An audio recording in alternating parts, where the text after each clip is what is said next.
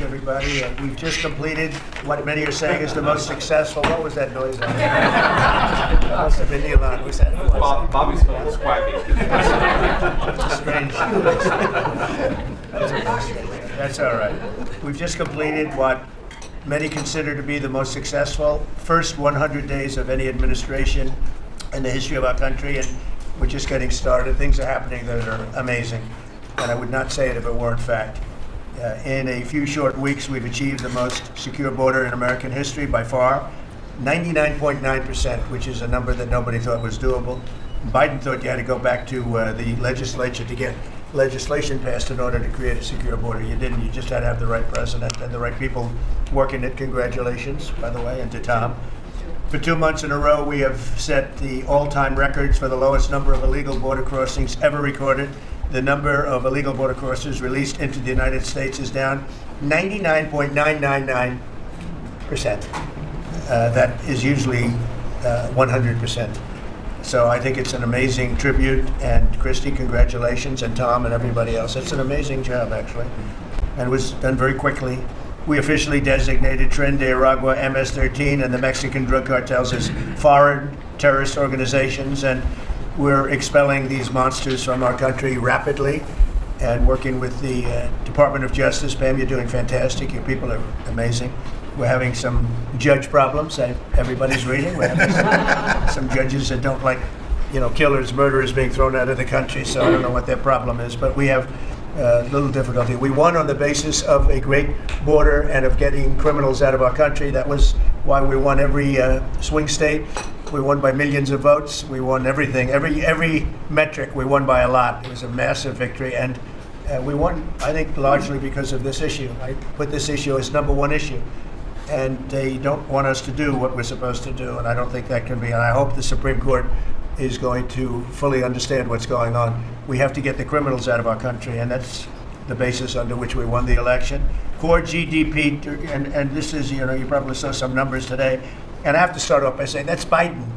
That's not Trump, because we came in on January, this is quarterly numbers, and we came in and I was very against everything that Biden was doing in terms of the economy, destroying our country in so many ways, not only at the border was more obvious, but we took over his mess in so many different ways. Core GDP, removing distortions from imports, inventories, and government spending, was up plus 3% when you add it. We had numbers that, despite what we were handed, we turned them around, and we were getting them really turned around. Gross domestic investment was a whopping 22%. Now, that is a number that people are coming in at numbers. For instance, I just walked in, I heard Samsung is now, because of the tariffs, they're going to build massive facilities in the United States. If we didn't do the tariffs, they wouldn't be doing that. So it takes a little while to get those facilities built, but they're coming in with big, big numbers. They're all coming in with big numbers. We have more money being spent than at any time in the history of our country. We're up to close to $8 trillion, I think I can say. And really, it's going to be a lot higher than that. Those are just the ones that we know about, $8 trillion. I'm not going to say, but I'm not sure if Biden did $1 trillion for 4 years, $1 trillion. But we're at $8 trillion for 2 months, because let's give us a pass on the first month. We were sort of getting a little bit used to things, right? But after 2 months, we have $8 trillion. There's never been a number like that. And that includes chip companies, car companies, every form of manufacturing, high-tech companies. Nobody's ever seen anything like it. So $8 trillion. I could talk about gross domestic product, gross domestic investment. I can talk about a lot of things, but to me, the biggest numbers, the kind of numbers that are, and these people are coming in. Our Secretary of Commerce spent the weekend, he went down to Arizona to see what was happening with the biggest chip company in the world. And he said, Howard, you said you've never seen anything like it. You want to just describe what you saw? So they're investing $165 billion in 1,100 acres in Arizona, and they're building the highest tech chip manufacturing, semiconductors, and 4,000 employees. American tradecraft, right? Technicians doing every kind of work. The classic foundation of America is building it. They had 14,000 people. They're expecting 40,000 people to build the rest of their plants and to employ 20,000 people for the rest of the time. This is all driven. You never saw a site like that. And this is all driven by your tariff policies. No chance this be happening without you. It's going to be about 40% of the chip market from that one section, and this is the biggest chip maker. They have 99% of the market. They come from Taiwan, and unlike the CHIP Act, which was done by Biden, where they hand everybody billions of dollars, the thing they don't need is money. They got plenty of money.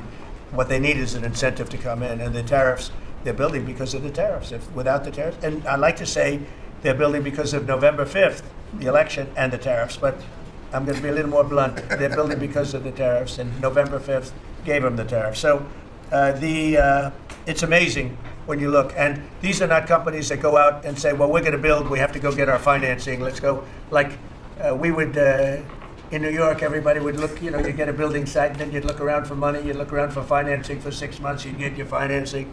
You'd build your building. The market would be good. You'd make money. The market would be bad. It wouldn't be so pretty. You'd have to negotiate. Blah, blah, blah. This is different. These people have so much money, they don't know what to do.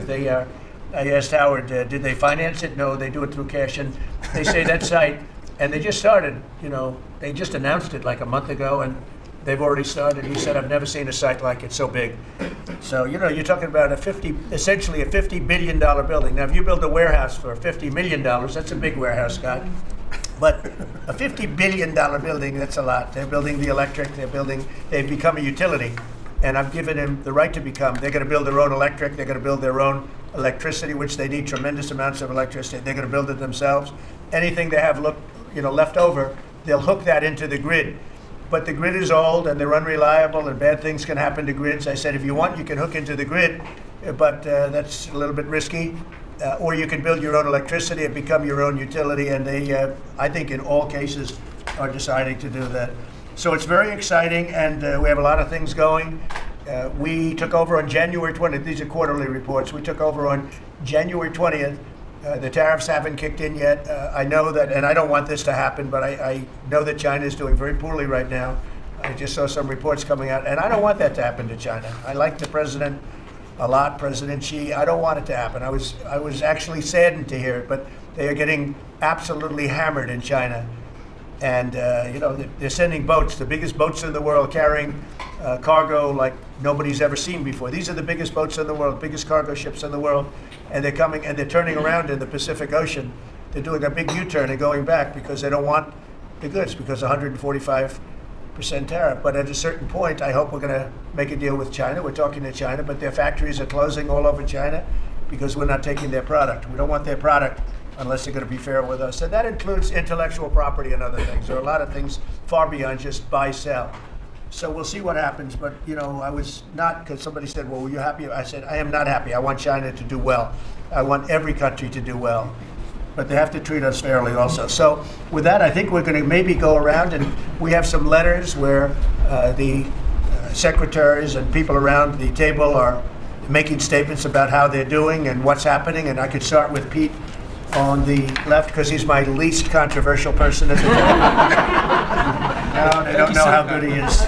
So we'll go around the table and you can hear it. And these are cabinet meetings where they're very open and transparent. And I can guarantee you Biden didn't do this. He didn't do this. Go ahead, Pete. Well, Mr. President, I think we're controversial because we're over the target. And like so many things, Mr. President, you inherited a demoralized military. They couldn't recruit. It was perceived as weak after what happened in Afghanistan and elsewhere because of Joe Biden.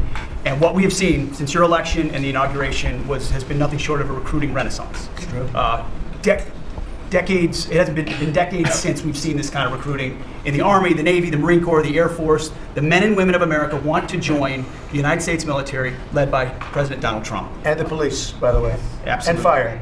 I always mention the fire, but the police and fire. But the police and fire likewise they have waiting lists now, and 6 months ago was a disaster. Truly historic. We can barely absorb the volume and retention as well. Men and women in the military who don't want to get out now that they have a real commander-in-chief. We're reinforcing standards. We're going to be fit, not fat, in our formations. We're welcome back all the folks who were forced out because of the COVID mandate. We've ripped wokeness out of the military, sir, DEI, trans, and it's Fort Benning and Fort Bragg again at the DOD. We're rebuilding the military, sir. The Golden Dome is well underway. F-47, reassuring allies and deterring enemies. We found nearly $6 billion in DOGE savings that we're going to reinvest, including $50 billion from the Biden administration focused on things like climate that have nothing to do with lethality and warfighting. And we will have, as you said, sir, the first $1 trillion budget that we plan to spend wisely on behalf of our warfighters. from day one, sir, we've gotten helped get 100% operational control of the border, coming alongside DHS and CBP. right. We've got 11,000 troops on the border who now, because of the new national defense area, sir, can help detain illegals at the border and hand them over to CBP. It used to be if you saw camouflage on the border, they could hold binoculars, and that's it. Now we can detain and assist, and we're going to get 100% operational control of that border. Our NATO allies know they have to step up. The Houthis in the Middle East are feeling the weight of American power, and we're deterring communist China. So because of your leadership, sir, I believe we're making the military great again, and I thank you. Thank you very much. Thank you. Howard? So I have the pleasure of running the Investment Accelerator, which gets to recruit these companies. And you've never seen anything like the companies committed to building in America. Technology companies have committed over $2.5 trillion to build in America based on your tariffs. Right? Sovereign countries, all backing, the whole Middle East and all these countries backing their sovereign wealth funds. They all want to invest in America, and they're coming in, again, over $3 trillion committed. So just those two topics, you're at $5.5 trillion, and then you've got the whole pharma industry knows it's got to come home because America pays for all the drugs of the world. So the pharmaceuticals have to come home, right? Auto's coming home, industrial's coming home. So, we've got to train, and your great Secretary of Labor together and Secretary of Education together, we're going to train the workforce to build America. It's unbelievable. We've got so much, as I travel around, the attention on the Trump Gold Card. I mean, it makes me very popular. Last night, I was out to dinner, and someone came up and said, can I buy 10? And how do I buy 10? And I'm like, that's pretty good. It's $50 million for dinner. So, I was paying for my dinner. The External Revenue Service, right? You've got the tariffs and the hundreds and hundreds of billions of dollars coming in to build the External Revenue Service. That our objective, of course, is to replace the Internal Revenue Service and let those outside countries trading with us, let them pay their fair share to America. And then, of course, you got rid of de minimis. And what happened is these foreign countries were sending in little packages for free and knocking out our mom and pop businesses across America. You put an end to it, and you're going to rebuild the mom and pop and the small business of America. You're their president, and I'm proud to support you. It's very important. De minimis. It's a big deal. It's a big scam going on against our country, against really small businesses, and we put an end to it. Mr. President. So, CAFE standards, we have the fuel economy standards on vehicles that are going to go to 50 miles per gallon. We are going to rewrite those standards, bring it down to something that's far more reasonable. Elon's fine with that, I hope. But it's going to drive down. It's going to drive down the price of a car in America, making cars more affordable for families. Also, Biden had the social cost of credit when we build infrastructure, roads, and bridges, adding 3 to 5% on infrastructure costs. We've gotten rid of the social cost of carbon, driving down the cost to build roads and bridges across the country. We have what is called follow the law. So we have so many states and municipalities that don't follow the law. So whether it's DEI, discriminating against Americans, whether they give illegals driver's license, or their sanctuary cities or states, if you don't follow the law, if you're giving license to illegals, if you're having DEI policies, we're not going to fund your projects. So you got to certify in your state or in your city to get road and bridge money or rail money that you're actually following the law, which includes the executive orders from you, Mr. President. We're cutting back funding. We send research money, Mr. President, to universities to do research on more equitable and sustainable transportation systems. Projects that'll use data and public opinion to inform policy and infrastructure and technology benefiting diverse communities, including women and gender non-conforming people. Just stupid wastes of money. We're pulling that money back from universities. We should do good research if we're doing research in universities. And then one last thing, air traffic control. We don't have enough air traffic controllers. We're about 3,000 short. We're working on an agreement with the union, so when controllers become retirement eligible, we're going to cut a deal to try to get them to stay longer, to stay in the tower. And then we have a plan to put more butts in seats in Oklahoma City, so we can get more students through the academy and into towers as well. It's going to take us a while to do that, to train them up, but we're in the process before our 4 years are done. Well before that, we're going to be at full capacity. Sean, you want to tell them about, I think we have to bring it up, we have very obsolete equipment for air traffic controllers. The equipment, the towers have horrible equipment. It's been renovated for years. The money they spent over the last 4 years, this Booted Edge did a horrible job. They wasted billions and billions of dollars hooking up wire equipment to non-wire equipment to satellite equipment, and a third grade student would know it doesn't work. You can't work it. They wasted tens of billions of dollars. but we want to put a brand new air traffic control system in, and you might want to describe that, please. You and I have talked about this. It's a state-of-the-art system, envy of the world, and it's. I mean, listen. Our system is safe, but you would have hoped someone would have seen that there's a problem with fixed-wing aircraft and helicopters coming in at DCA. Someone should have seen that before we lost almost 70 lives. It's our job to look and see that we have an aging infrastructure around air traffic control. And so if we don't build a brand new system, there's going to be failures and people will lose their lives. And so we need the help of Congress to help fund this, but it's going to be all brand new. And after you build a brand new system, we have the bedrock and the foundation to actually build on top of it. But no one has done this, Mr. President. There's Band-Aid fixes that have happened over the course of 20 years. You can't have a Band-Aid fix. It doesn't get done. It has to be brand new. The technology, it looks like it's out of a 1980s movie. Old computers, floppy disks.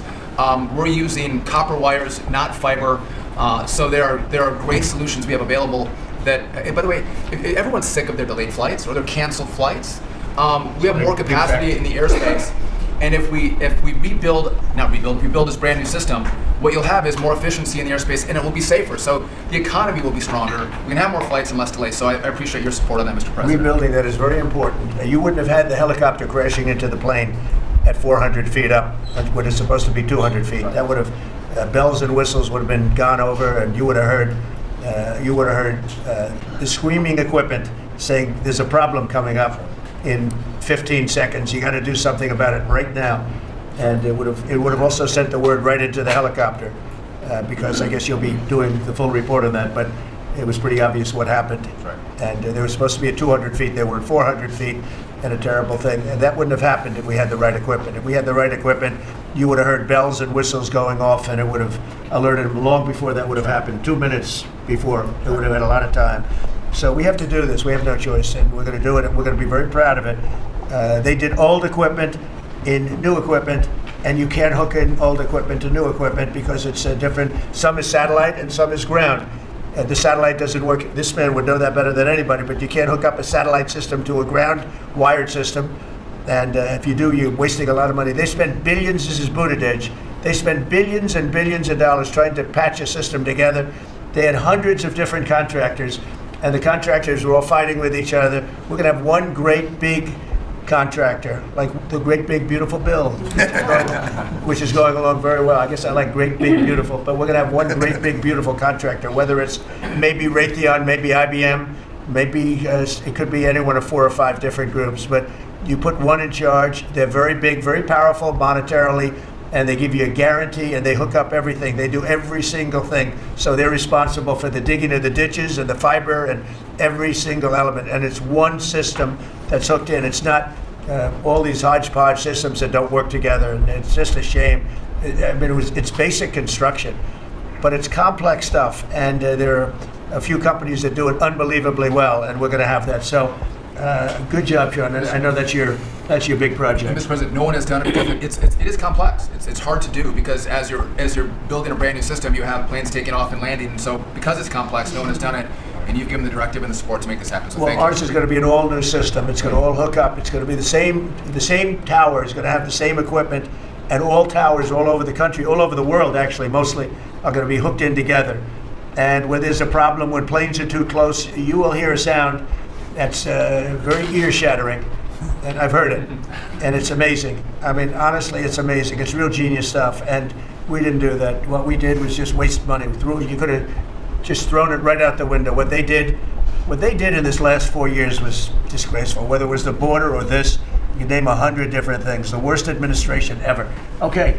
Thank you. Mr. President. Secretary, thank you. Yeah, Mr. President, thank you. And I think one of the things that I want people to understand about the VA is we're part of the national security interest you have, and you've laid the groundwork for that, the leadership and making sure that with the Secretary of Defense and myself, we take care of veterans on 2 ends, one when they come in and one when they serve and they've earned the benefits that we have. And one of the things is if we're not doing our job on our end, then the recruitment and all goes down on the other end because we have a full spectrum. That's what leadership is about. What we found, speaking the last 4 years, is we found an administration that wanted to throw money and people at problems, but they didn't want to put leadership in.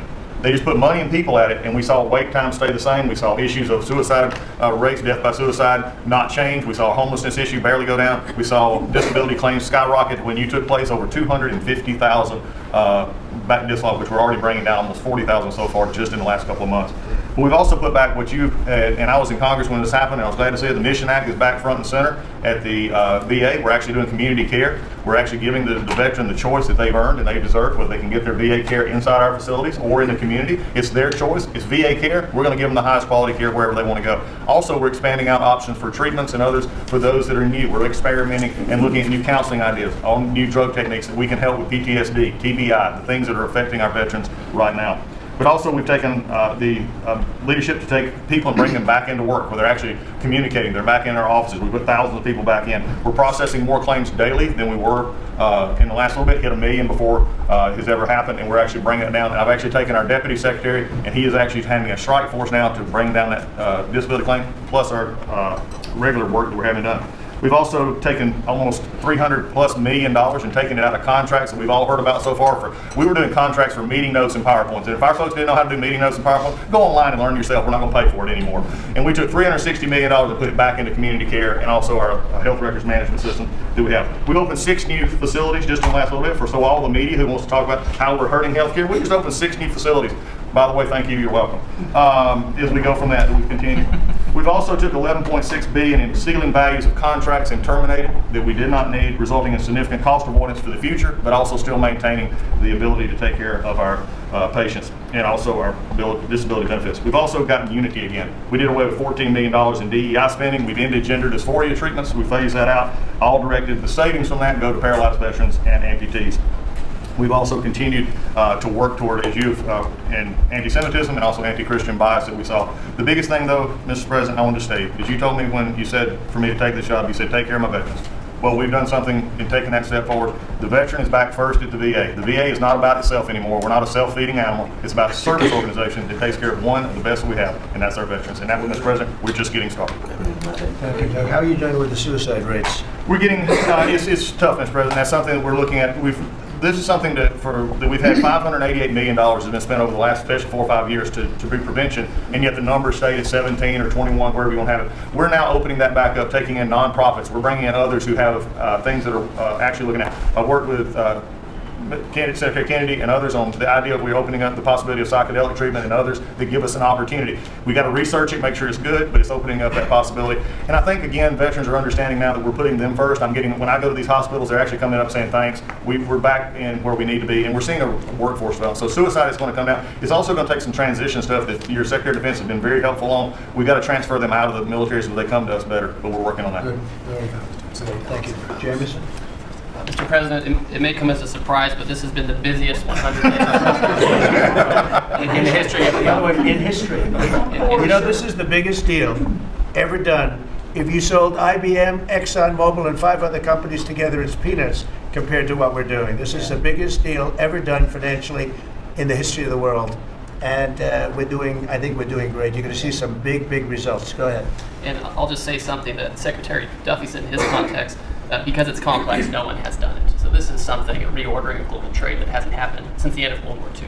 And it's long overdue because we've seen manufacturing offshore under the old global trading system with the net result of the global trading system that all the manufacturing goes to Asia and other places. That's a system you have to replace. That's what you're doing.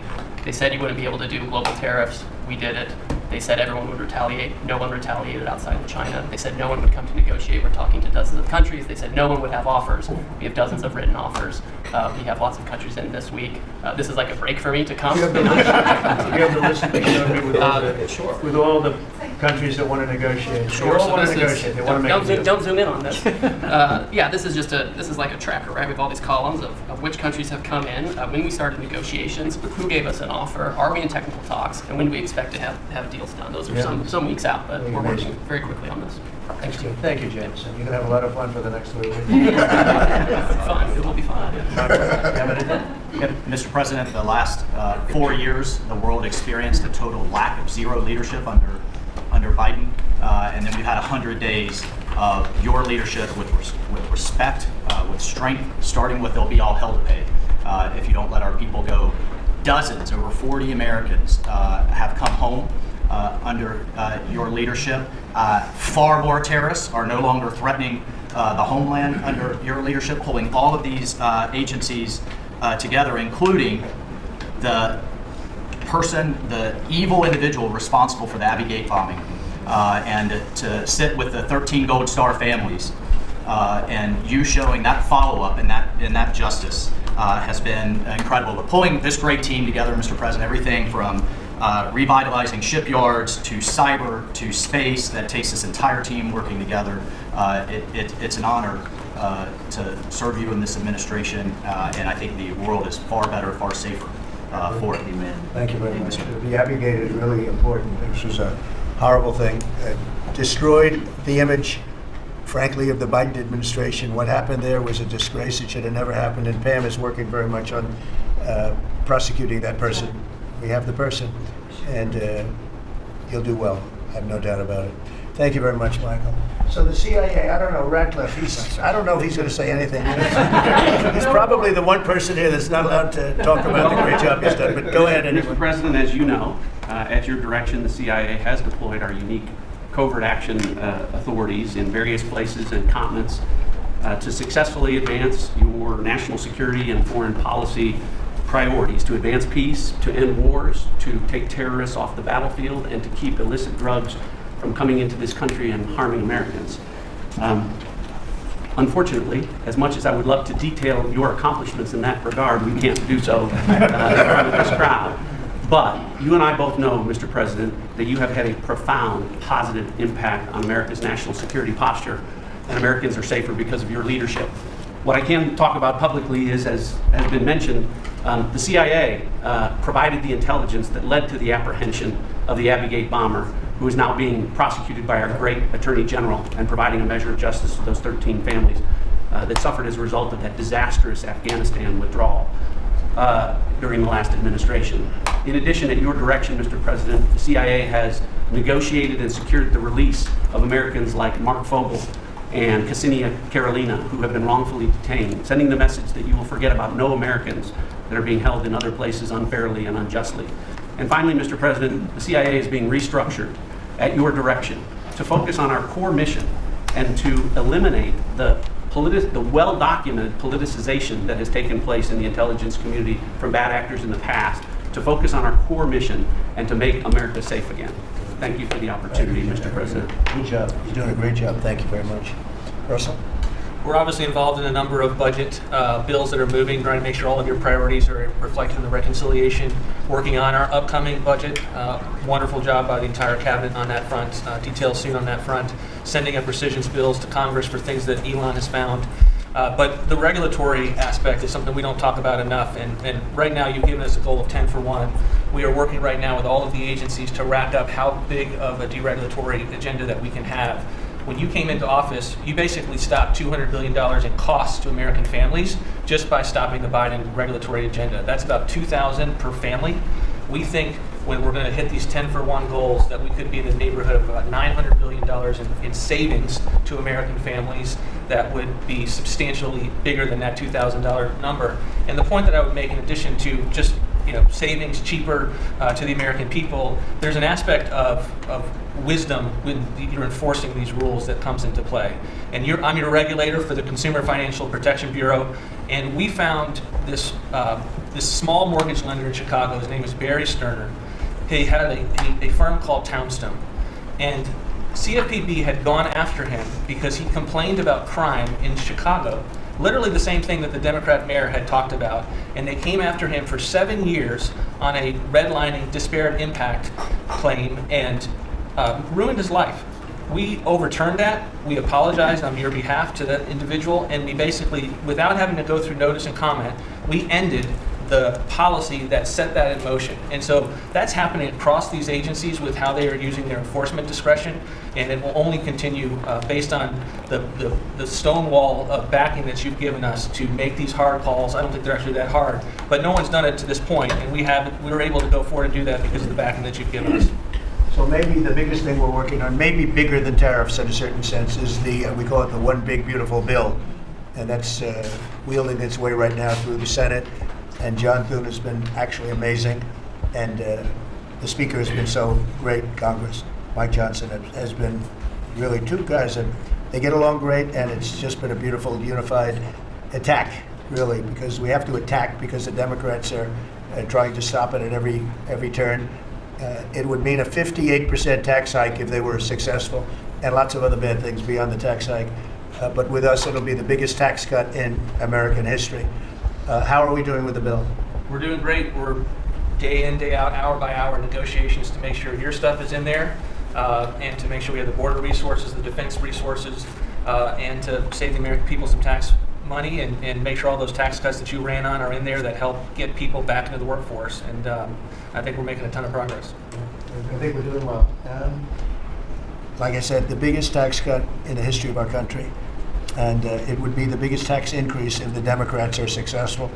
They're the only people I've ever seen running for office where they want to increase taxes, but this would be a 58, maybe a 60% tax increase, unsustainable for the American people. Thank you very much. Great job. Susie, the most powerful woman in the world, they say. I agree with that. I agree. I'll be brief so you can hear from these amazing people. Congratulations to everyone on 100 days. That's been it's unparalleled in my memory and best I can tell ever. But it hasn't been busy for busy's sake. The president's promises made to the American people have been kept time and time and time again. You all have been out there spreading the word with community groups and states and media. It hasn't gone unnoticed, and let's work hard for the next 100 and have equally as much success then. Thank you. And you've done a great job, Susie. Yeah. I think everybody agrees, right? Yes.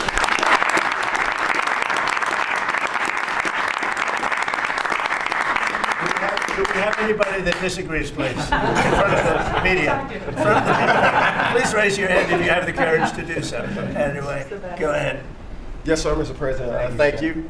And you made it very clear that you wanted to put America first. And also from day one, you wanted to make housing affordable again, because we do have a housing affordability crisis in our country. And so at HUD, we've been cutting all the red tape and bureaucracy as it pertains to housing affordability and unleashing creativity of our builders and developers around our country and restoring local control. We took down the affirmatively furthering fair housing rule, as you know, which was a zoning tax from Washington. So no longer will Washington be picking winners and losers, but localities and elected officials in different states and cities will have that flexibility. Also, you alluded to securing the border, and such a great job has been done with all of our partners at the table. And at HUD, we want to make sure that the resources that we have now, which is American taxpayer dollars, in the Biden administration, they prioritize illegal aliens over the American people. And so we signed an MOU with Secretary Noem at DHS to make sure that HUD-funded housing only goes to American citizens and no longer will it go to illegal aliens coming across our border. We have about 9 million people living in subsidized housing in our country. 59% of illegal alien families use some sort of welfare program costing us $42 billion a year. And so we have prioritized American and American people only to live in HUD-funded housing. And also to make housing affordable, we also signed a partnership with Secretary Burgum at DOI to use underutilized federal lands, as you campaigned on and promised, to identify those lands to build affordable housing in our country so that people can realize the American dream. We also restored biological truth, as you did in sports. We have the equal access rule at HUD, which we took that rule down to ensure that at women shelters, that those that enter those shelters would be of the same sex, and that we would protect the ladies of our country. No longer will those that identify as women but are not women be able to enter our shelter, so that we can protect the ladies that we serve. Along with our Doge Task Force, we identified over $2 billion in savings. At HUD, $260 million at HUD was just in contracts, $4 million were DEI. And so we took those contracts down and de-obligated and sent back $1.9 billion back to the Treasury for the American people. Again, we want to be good stewards over the American taxpayer dollars. And so, Mr. President, thank you for your leadership in this. And we have a tremendous team at HUD, and I'm so grateful to be part of this team around this table to take care of the American people.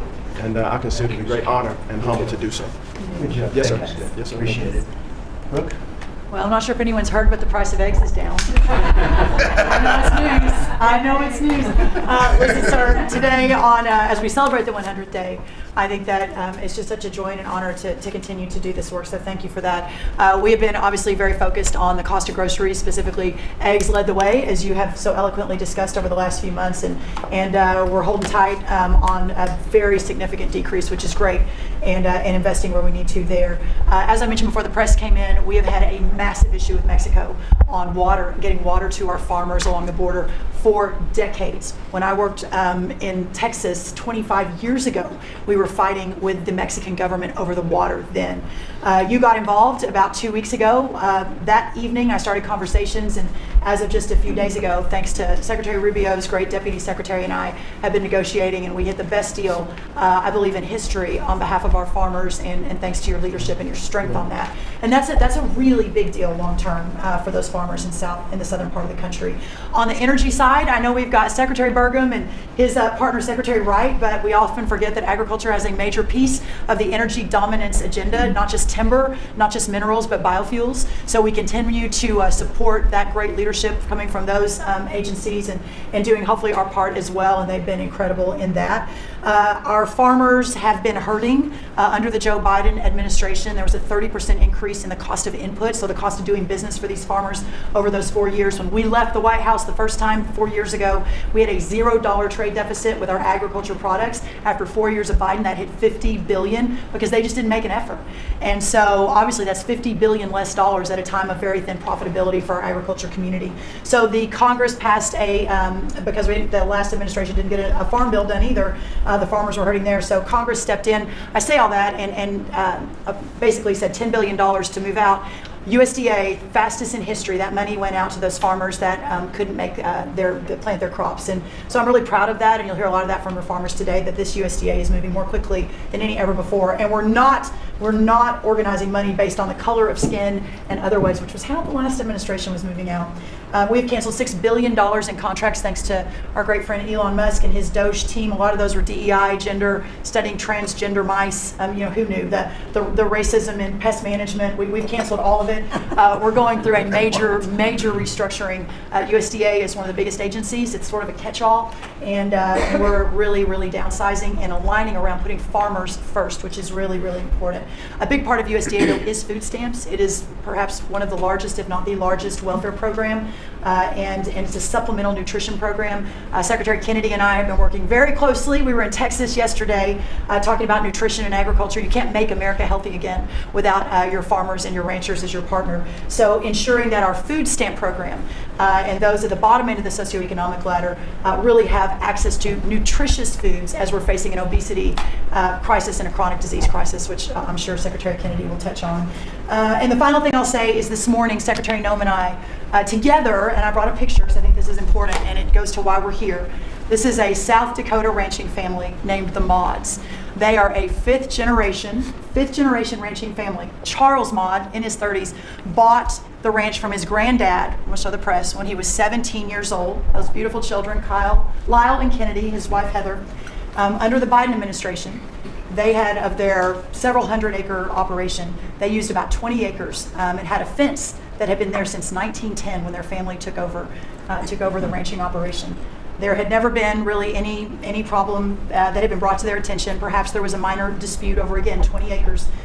This family was indicted, prosecuted, threatened with jail time, told to find guardians for their children over a fence line dispute that the Biden DOJ pushed forward. So this morning, on the steps of the U.S. Department of Agriculture with Secretary Noem, who was their governor, as the governor of South Dakota, which is where these great people are from, all criminal charges were dropped, and really appreciate the Department of Justice. It was a really big day as we sent the signal that the over-criminalization and using government, and you know this better than anyone because you were in the crosshairs for so long, that those days are over and the regulation through prosecution is no more. And so this family is one of many that we'll now be talking to ensure that never happens again. Good. Thank you. Thank you. Great job.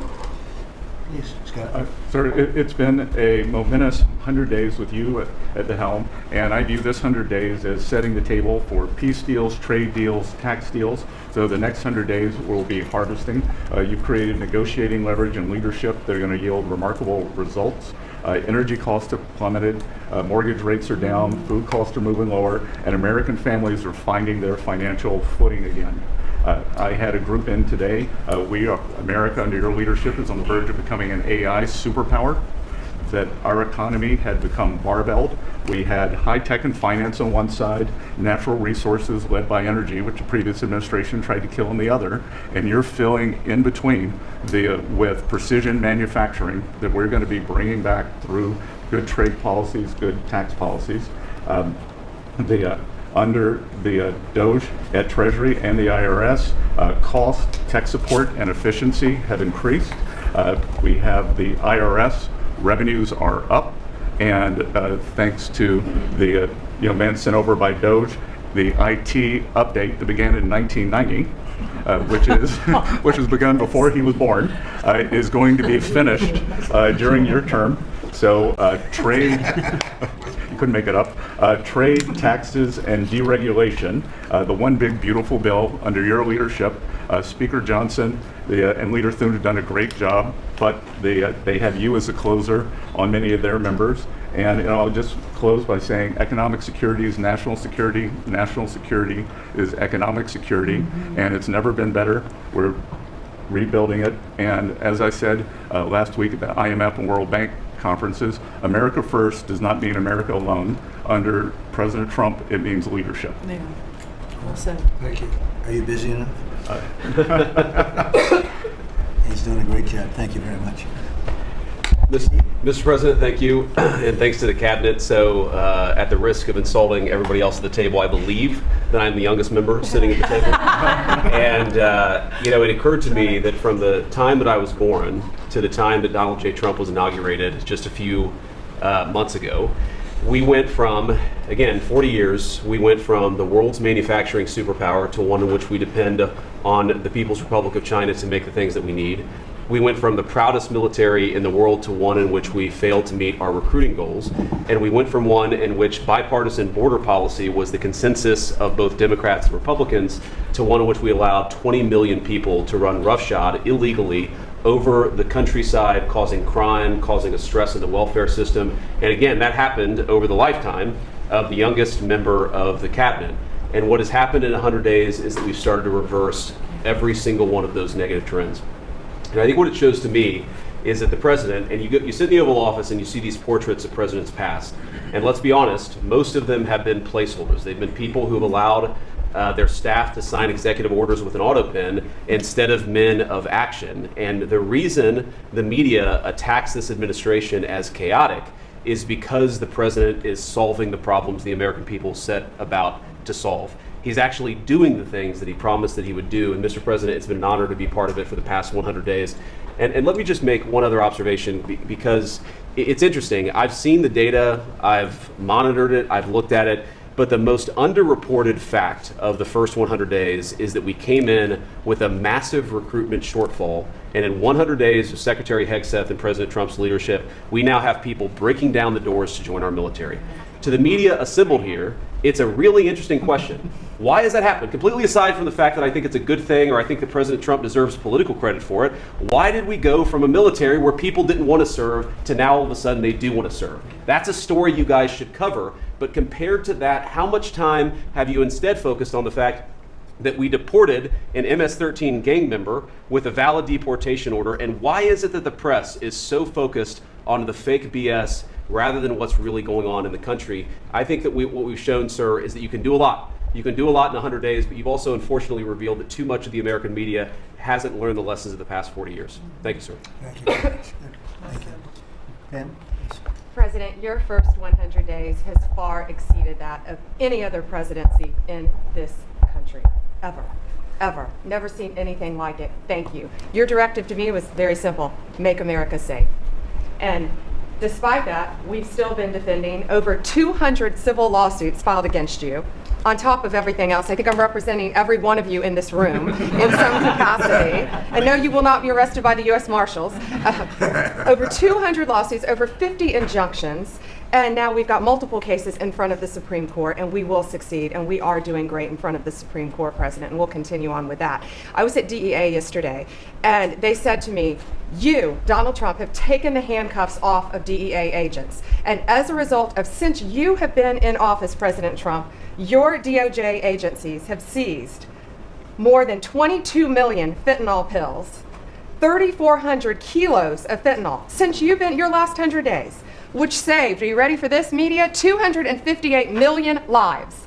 Kids are dying every day because they're taking this junk laced with something else. They don't know what they're taking. They think they're buying a Tylenol or an Adderall and a Xanax, and it's laced with fentanyl, and they're dropping dead, and no longer because of you, what you've done. ATF, since you've been in office, President, along with DOJ agencies, seized 14,500 guns off the streets. Why aren't people reporting that? 651,000 rounds of ammo. That's up 151% from 2024. That's keeping America safe. We've rescinded death penalty. We are now seeking the death penalty on cases. I'm signing death warrants. We are going after terrorism. We are going after arsonists. Whether you're burning Teslas, we will see. We've arrested 9 people so far in 7 jurisdictions. No negotiations, 20 years in prison. Or you're burning down the governor's mansion in Pennsylvania. We will be there to protect you. And I've been talking to Governor Shapiro, and he greatly appreciated you reaching out as well. ISIS terrorist. We got one in New York, right around the corner. We got an ISIS terrorist in New York. We have an October 7th task force. We just broke up a huge human trafficking ring by the Sinaloa cartel. 1,000 pounds of methamphetamine on our streets. Ton of fentanyl, 20,000 Molly pills. Those are the drug of choice among at clubs and bars for young kids. They were fake, but you know what they had in them? Fentanyl. That's 20,000 lives saved because of you, right there. We brought back 29 cartel members from Mexico at your direction, and one killed the Kiki Camareno, a DEA agent, in 1985, and many of us got to talk to his widow and his son, who is now a judge. And they started crying. They have tried to get that guy back forever, and thanks to so many of you in this room working together, they have justice. They were crying on the phone because of what you did, President Trump. Thank you. We're going after anti-Semitism. We're unleashing everything you told us, no more DEI, no more weaponization. We have rescinded, as I said, 200 policies, and I could go on all day long, but we are doing everything in our power to keep America safe at your direction. Thank you. Thank you, President. You're really doing a great job. Thank you very much. Okay, let's go. Nice to see you, Mr. President. Well, first of all, I think what you've heard amongst this team is the leadership, because it's given us the latitude really to collaborate amongst each other, not only in this room, as Jameson mentioned, we kind of get a break for a couple of hours here, but we stay in contact actually every other day that we're working for you. And I think what that says is, I was speaking to, for instance, the Farm Bureau of Texas yesterday. I'm not the Ag Secretary, but it matters to the workforce. I'm working with the other secretaries, Lutnick and McMahon, on education and the workforce investments that you've asked me to do, because as you've come in and negotiated these great repatriation of these companies and the investments, we're going to need that workforce to build back this economy. And I couldn't see that more as I've kicked off my 50-state tour. We've been in 5 states so far. We'll finish all 50 states by the end of the year. And what we're talking to is the American workforce and these companies about what the market demand is. That's the difference, that we finally have made that connection. What do they need? How quick do they need it? And how fast can I get these either apprenticeships toward that million that we've put that lofty goal? We've already added 80,000 new apprenticeships already just since January. So at the Department of Labor, that tour has kicked off, and I couldn't be more honored to be on the ground and see my colleagues that we're passing in the skies, but we're on the ground together because we're all collaborating together. One of the things that we're talking about, illegal immigration, I have put states on notice. I warned all 50 governors that if they continue to reward illegal immigration by treating unemployment benefits as a handout, they're going to lose their federal funding as well. We can no longer continue to give unemployment insurance to illegal immigrants, and so I've let those governors, and I sent out that letter last week.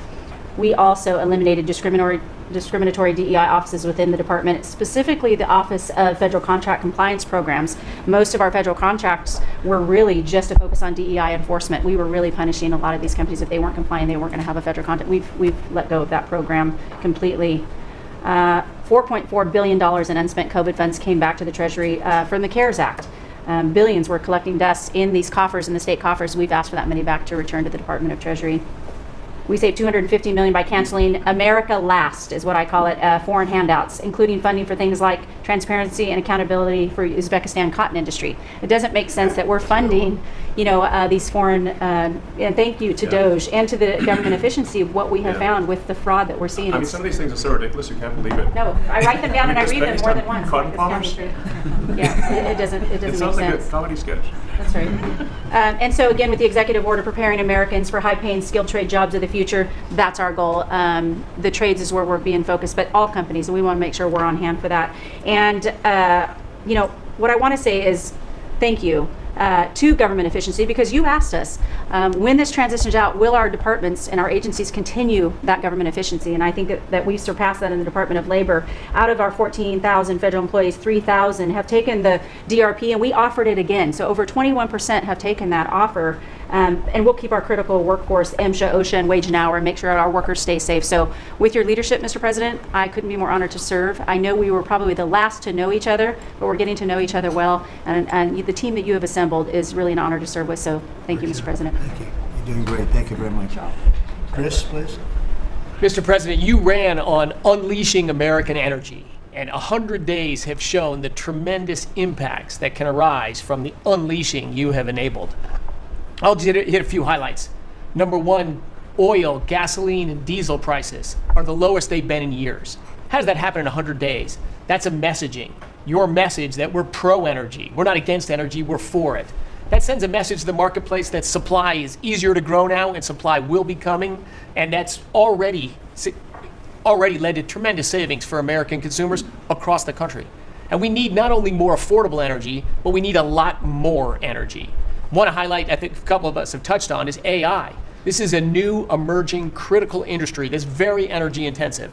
It is not acceptable for the United States to not be the leader in AI. We must win the AI race and lead in that, and that's going to take a lot more energy. If you had not won election, we would not have won the AI race. Full stop. Energy would not have been there to enable us to win. Reshoring of manufacturing. These trillions of dollars you led off with, it's going to come back to our country to make chips, to make steel, to make automobiles, to make artificial intelligence, to make all of these industries we've outsourced. That's only going to be possible with way more American energy. But we have that energy. We have those resources. We have those businesses. We have those capitalists. We just need to stop standing in the way of them and follow the lead you've set, which is to enable them, not to subsidize them, not to help them, to enable them to invest American money and create American jobs here. Regarding our balance of trade, the second largest export of the United States is liquefied natural gas. Second fastest. In the next few years, it'll be our largest export in our country. But yet, 18 months ago, the Biden administration had said, we're going to stop issuing permits for new LNG export terminals. That's just nuts. That's a great competitive advantage we have, huge balance of trade driver, a huge industry just coiled and ready to go.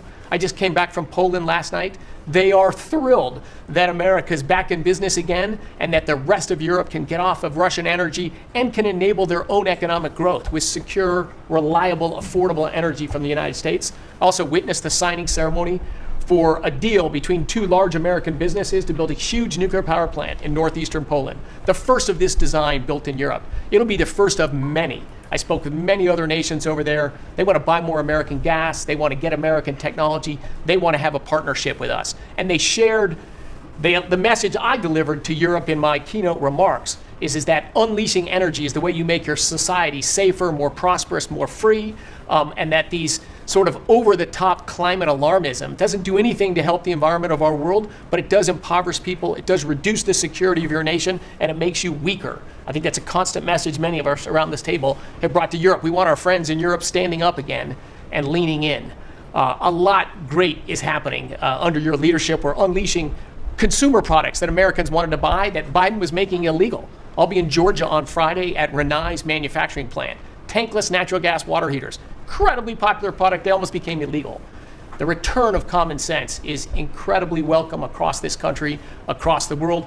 And back to Elon, that extra thing, we're going to deliver all of this with less people, less money, less burden on the U.S. taxpayers.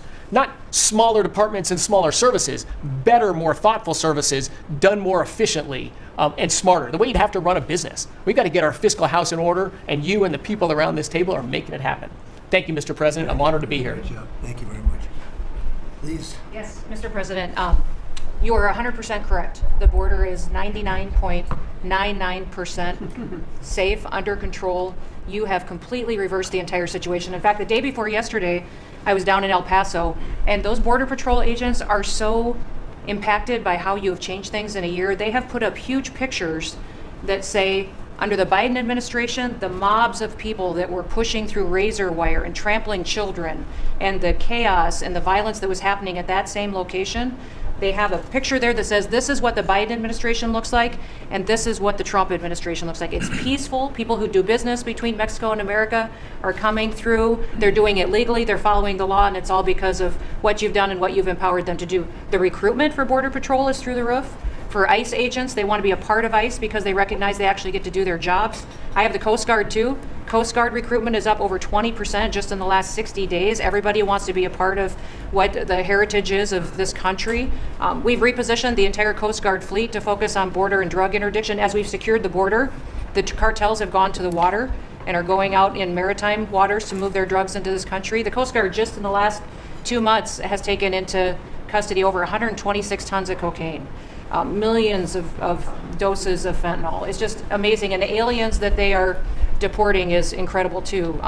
We've been working with all of them. The one thing that I want to point out is the fake news has been saying that Biden deported more people than you. And it's an absolute lie. And they're letting the Biden administration get away with manipulating and cooking the books. What they're counting for the Biden administration is every single person that came to that border that they processed and let into this country. They're allowing Biden to say that was a deportation just by processing somebody and letting them come into the country. It's absolutely false. It's not true at all. You have deported over 250 known terrorists. You've deported thousands of foreign terrorist organization members and gang members, hundreds of thousands of people that were in this country illegally. We've collected $30 billion worth of tariffs through CBP, and we've also collected millions and millions, hundreds of millions of fines and penalties from people that have overstayed here in this country. So I just want to thank you. You've been a game changer. I want to thank Pete for his leadership at DOD and what they've done. I want to thank Marco for his diplomacy and getting us travel documents into these countries. Mexico has finally come to the table and now is going to take a lot more people that we're able to send back to that country. And the president of Mexico told me, sir, she turned around over 500,000 people in Mexico before they ever reached our border. We should be counting those as deportations because they never even made it to the border because she turned them around because you forced her to. So those are all people that never even came here because they got the message because you were so aggressive. So thank you for what you're doing. And every day we get up and do jobs that matter. And we appreciate that. Tom is doing a great job. Oh, yeah. Tom's a great messenger for us. He just, yeah, he's hardcore. Yeah, thank you. He is hardcore. Yeah, he is. No question about it.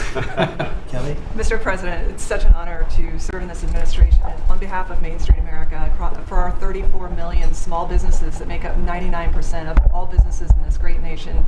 I have to tell you, under your leadership, Main Street is open for business again. They're thriving and they're investing. And the data that we have at the Small Business Administration, the loans that we're putting out, a record 26,000 loans in your first 100 days means that 2,000 small businesses each week are receiving that funding, that investment in the future. Small businesses create 2 out of every 3 new jobs in this country, and we've already seen under your leadership the jobs economy is back. Manufacturing jobs are back.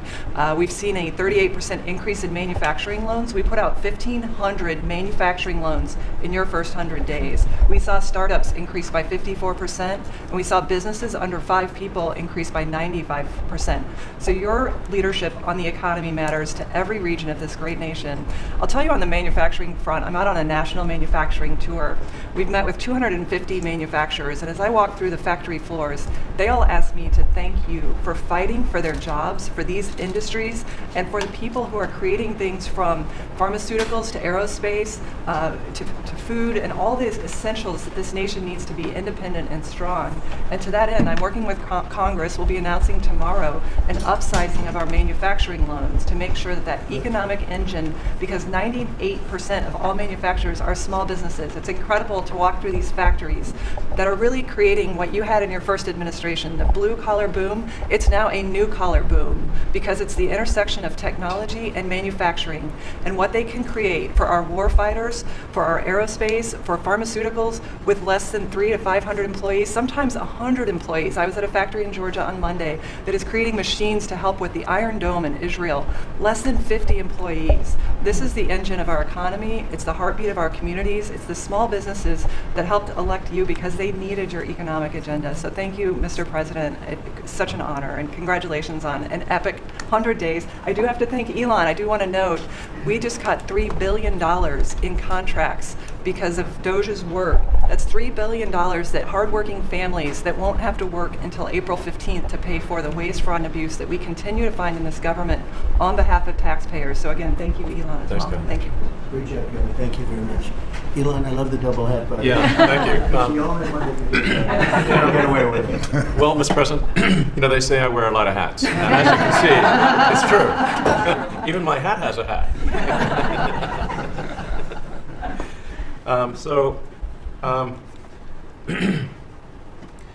The American people voted for secure borders, safe cities, and sensible spending. And that's what they've gotten. A tremendous amount has been accomplished in the first 100 days. As everyone has said, it's more than has been accomplished in any administration before, ever, period. This portends very well for what will happen for the rest of the administration. I think this could be the greatest administration since the founding of the country. We all want to thank you for your help. You really have sacrificed a lot. Been treated very unfairly. Well, they do like to burn my cars, which is not great. Could be better. But you have been treated unfairly. But the vast majority of people in this country really respect and appreciate you, and this whole room can say that very strongly. You've really been a tremendous help. You opened up a lot of eyes as to what can be done, and we just want to thank you very much. And you're invited to stay as long as you want. At some point, I guess he wants to get back home to his cars and his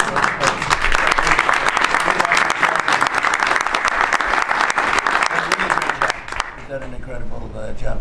$150 billion. Think of this. Yeah. 160 now. 160. They said, oh, it could have been more. And a lot of stuff is being worked on. That number could be doubled and even tripled. A lot of things are being worked on that we don't count yet because it's not quite there. But you've done a fantastic job, and we appreciate it very much, Elon. Thank you. It's also an honor to work with your incredible cabinet. I just like to say thank you, everyone, for it's great to work with you. Thank you very much. Thank you. Mr. President, congratulations on this truly historic first 100 days of your administration. Really only made possible by your focused leadership on delivering the mandate the American people gave you. You've empowered all of us to deliver that mandate. And I'm grateful to have the privilege of leading the intelligence community towards ending the weaponization and politicization of the intelligence community that's gone on for far too long. And building out what is truly a lean and agile and effective intelligence community that is helping you deliver that promise to the American people of safety, security, and freedom. So, Mr. President, I'd like to highlight just 3 of the areas where we are helping to support your leadership and your work in making America safe again and bringing about these changes. First of all, because of your designation of cartels as foreign terrorist organizations, I took immediate action with our National Counterterrorism Center to prioritize their focus on those terrorists and gang members who are trying to enter our country through legal or illegal means, and to seek out those who already are here in our country because of the Biden administration's 4 years of open borders. We've been working very closely with your great Attorney General's team at the DEA to get these known cartels into our systems to be able to stop them at the border, and turning over names to Department of Homeland Security and the FBI to be able to find those who are already here in our country. Just the other day, we found 700 alien terrorists who have ties to MS-13, Tren de Aragua, and the Sinaloa cartel. Just yesterday, our NCTC identified almost 600 individuals with ties to other terrorists who came through our borders illegally, claimed asylum, and under the Biden administration were paroled here within our borders. Secondly, Mr. President, like too many organizations in the federal government, the ODNI has become very bloated with too much waste and abuse going on within the organization. We've done a few immediate steps. We are doing more. The ODNI is 25% smaller and more lean today than it was when I walked in the door and when you took office. Secondly, we have just this morning actually shut down a human capital office. As soon as you issued the executive order to stop all DEI activities, we did that, shut down the DEI office. But we discovered this human capital office that was essentially a slush fund for DEI initiatives hidden under the guise of human capital that closed down this morning, saving taxpayers $150 million. We'll soon be announcing an additional $2.6 billion in savings with other programs and contracts that do nothing to ensure our national security interests.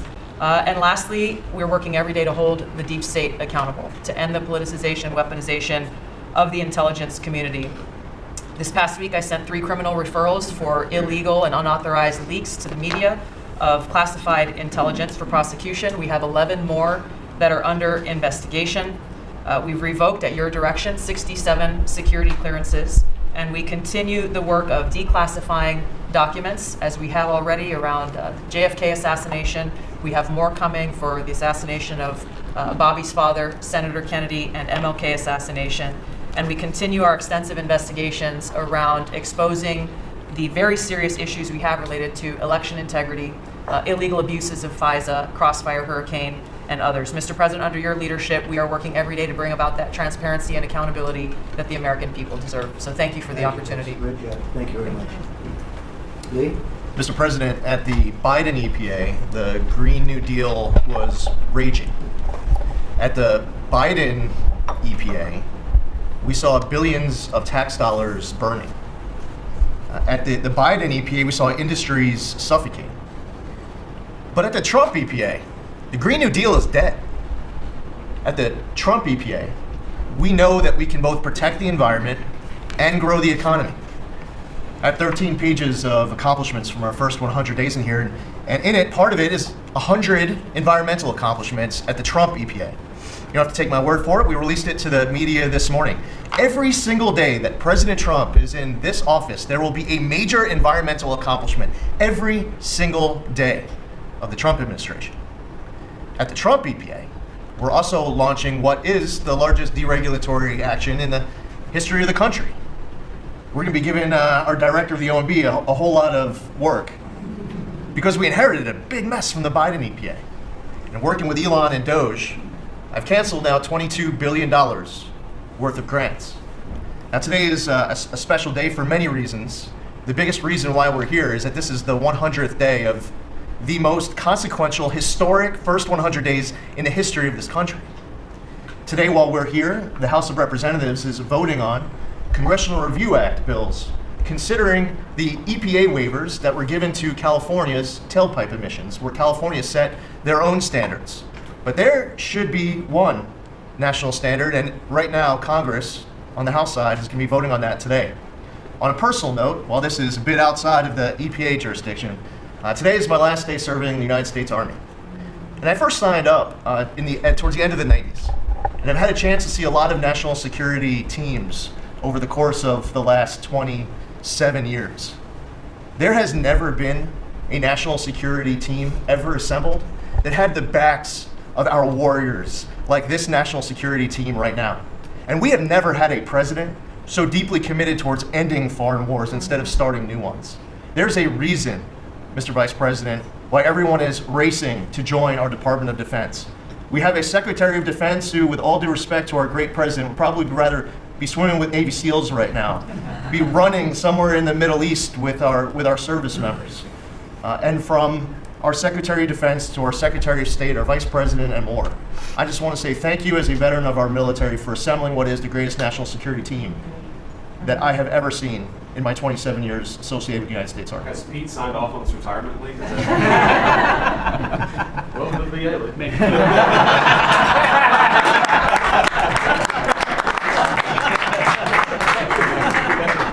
Thank you for your service. You're doing a fantastic job. We appreciate it very much. So? Well, Mr. President, I don't think I have ever worked so hard to try to fire myself. We're certainly making great strides in that. We've reduced the folks over at the Department of Education by about 50% now through our RIF program, and so we've closed a lot of the district offices, consolidated, so there are a lot fewer people working a lot more efficiently in the Department of Education.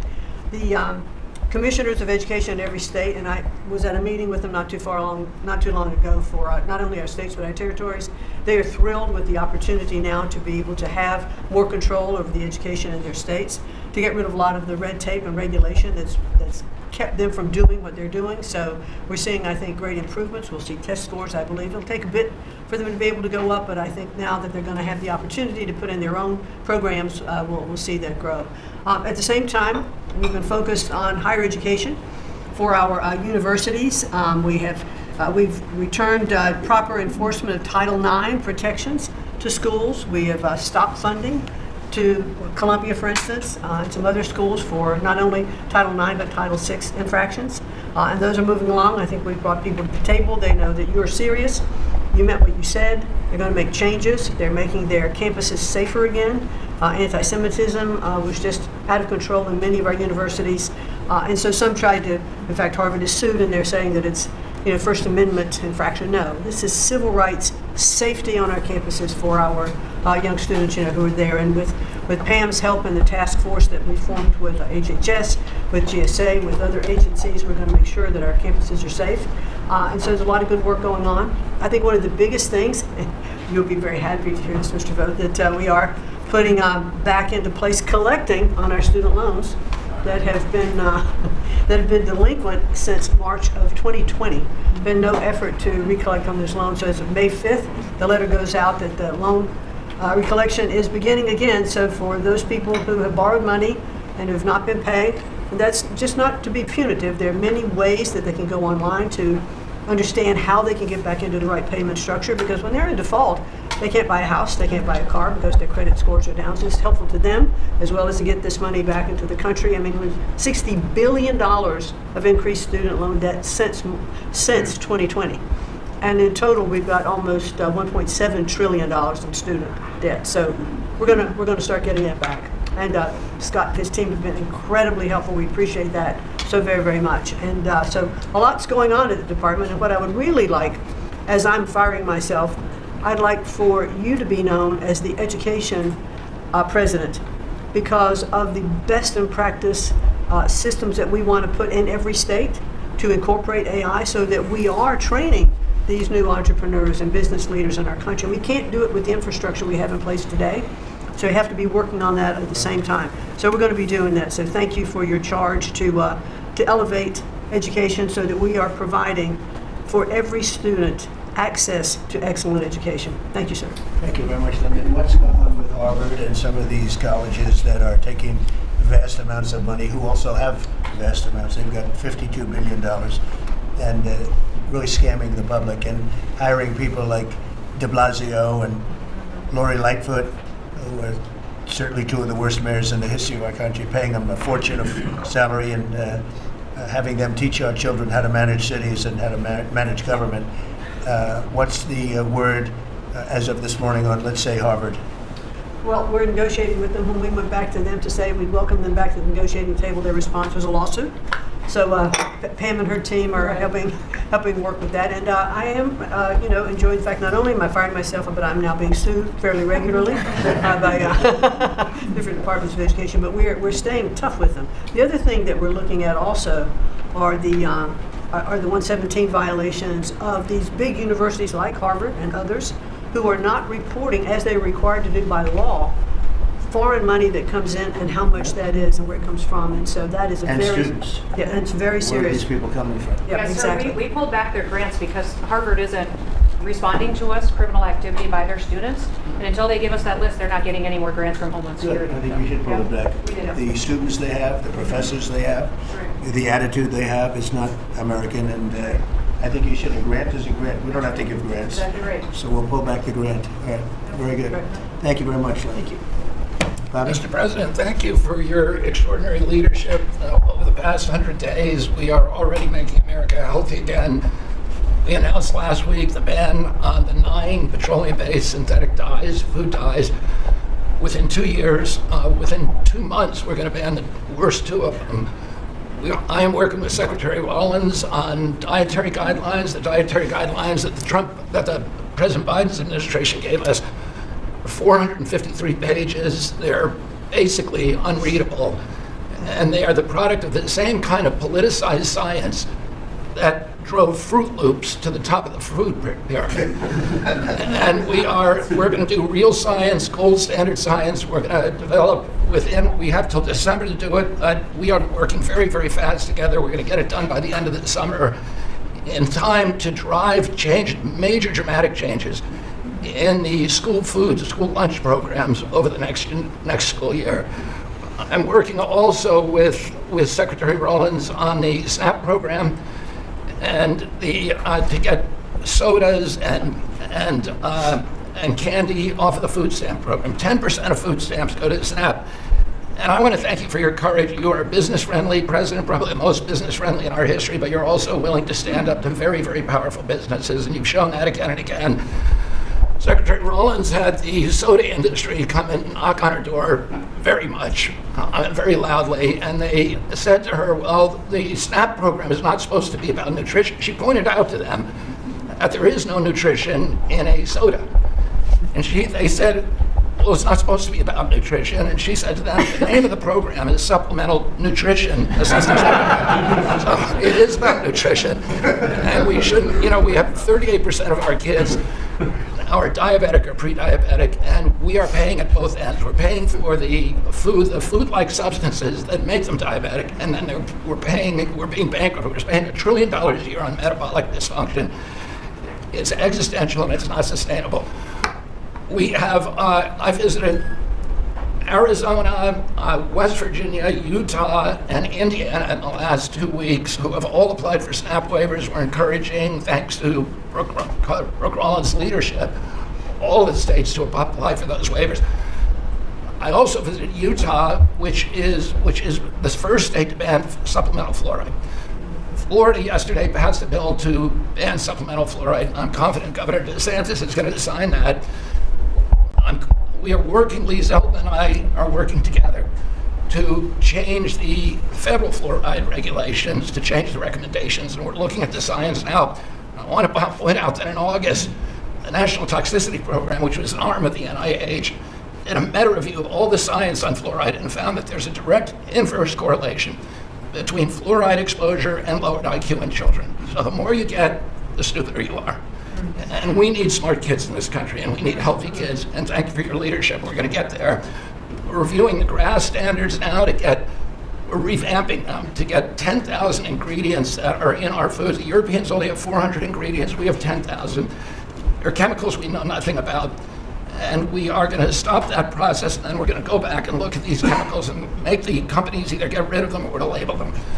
We've launched Operation Stork Speed, and we're going full speed ahead to make sure that we have good, high-quality milk for children. We have launched the autism study at your direction. By September, we'll have some of the first answers. Within 6 months of that, we will have definitive answers, not only for autism, but for the etiology of a whole range of autoimmune diseases that have become epidemic in our children.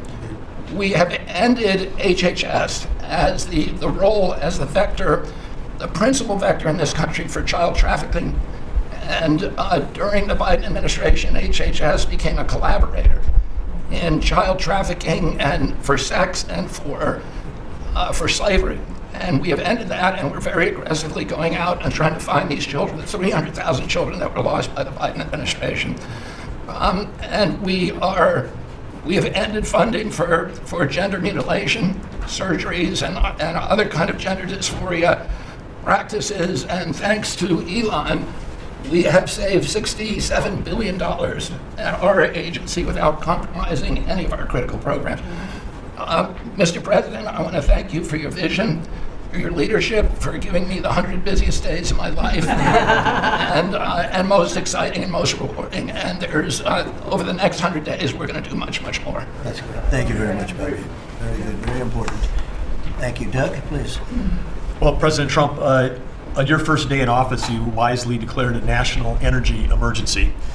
And this was essential because it was the signal that we're going to go 180 degrees from the disastrous and dangerous Biden policies that were based on a climate ideology that was the root cause of the inflation in this country. It was the root cause of wars abroad. It was the root cause of our manufacturing disappearing from our country. We can't have energy security. Without energy security, we can't have national security, and you understood that. But now with everything that's flowed from that, dozens of other EOs that you've done, America is back in the energy business. As Chris said, there's been a signal that's sent around the world. Capital is flowing, coming back in. The smart money is coming to this country, and now you've given us a chance to win the AI arms race against China. We know we're up against a formidable competitor. China opened up 94 gigawatts of coal in the last year. That's more than all of California and all of New York combined in the last year. We've had presidents in the past, the Biden administration, that were running away again under this climate ideology. You've embraced baseload power in this country. I'll never forget standing in the East Room with you, surrounded by the coal miners around this country, where you said, hey, big, beautiful coal. As we work to try to identify the balance sheet of America, our earliest estimate is that the coal resources in America, just on public lands, could be worth $8 trillion with a T. That was all going to be taken off our balance sheet if we weren't going to touch it. But now we're back in the business. I was 1,800 feet underground in a coal mine in Alabama a couple weeks ago. They do metallurgical coal. Without metallurgical coal, we can't produce steel. This is a plant. This is a plant that would have been in a mining operation that would have been shut down under the Biden administration. What we're doing here, back in the business, we're doing leasing. We're leasing for oil and gas. We're leasing for timber with Brooke Rollins. We're leasing for grazing. We're leasing for critical minerals, which is key. And when we lease the public lands appropriately and by the law to do that, we're bringing in revenue. We're bringing in jobs. We're helping strengthen America. And so we're treating our natural resources like the American balance sheet they are. And America's resources, the 700 million acres of surface that's public, the 700 million of subsurface, the 2.5 billion offshore, all contain what we need to have self-sufficient supply chains. And so in this, we're focused deeply on critical minerals. The Biden administration put us in a real predicament right now. The whole trade team, the whole cabinet, Susie's jumping in, leadership across everybody in the National Energy Dominance Council. But of the top 20 critical and rare earth minerals that we need for defense, that we need for industry, China's controlling 85% of the refining for that. So we are running at warp speed 7 days a week to try to put ourselves back in business in that way. So, and I want to just close out by saying a couple other things. One is the border. Few people realize that 41% of the southern border is in Department of Interior. And then we've got a few more percent that come with Brooke and with the Forest Service. But that's been a risk area. Part of the reason everyone's pouring into our country, Biden wasn't enforcing the border laws. They definitely weren't enforcing it on public lands. And so again, tying two presidents that had a great propensity for action, Theodore Roosevelt in 1907 created what was called the Roosevelt Reservation, 60-foot strip that go from Texas all the way to the Pacific Ocean, because he was worried in some future state there might be smuggling. I don't think he was anticipating human smuggling and fentanyl trafficking, but that has been largely unused. He gave us the authority to transfer that, and so working with Christie and working with Pete, we've transferred that to the DOD. So transferring land from the other agencies like Interior to the Department of Defense, then as Pete said, they can do the detain and assist with the military. And having been down at the border multiple times in recent week, I can confirm everything Christie said. The enthusiasm, the morale of that group is exactly 100% opposite of when Christie and I were down there as governors. I had Border Patrol people say that they were multi-generational service in that law enforcement that said, my wife and I are telling our children never to go into this thing, to go into Border Patrol. People this time were saying, I got a 17-year-old. As soon as they turn 18-year-old, they're signing up. My wife is thrilled. They're going into law enforcement. They're so proud to be serving with you. Everybody I've met, whether it's in a coal mine or at the border, law enforcement, the one thing they say on those trips is, please thank President Trump from all of us, the change that you're making. And I want to say especially this became very dear when we last week renamed a U.S. wildlife refuge in honor of Jocelyn Nungare.